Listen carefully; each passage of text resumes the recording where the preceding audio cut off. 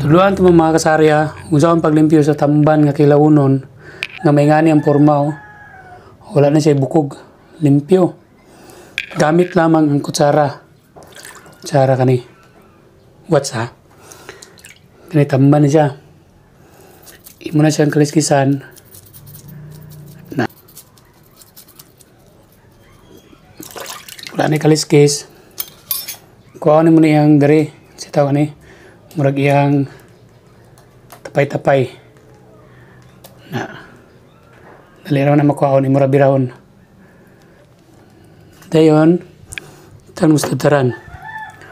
Mao nang kutsara atong gigamit diri mga kasari kay dili mo kay hait ang kutsara kay kung gamitan nimo kutsilyo ni maputol gyud ang lawas sa tamban. Imo ra na siyang ikuan mga kasari iduot gamay then ipa-slide nimong kutsara. Then gamiton nimo iyang bukog nga as kuan guide bitaw sa imong pagpa-slide sa kutsara. Then ang madala ra ana ang unod ra gyud then mabilin ang bukog sa lawas sa tamban mga kasari. Then mao ra gyapon nga process no sa pikas bahin.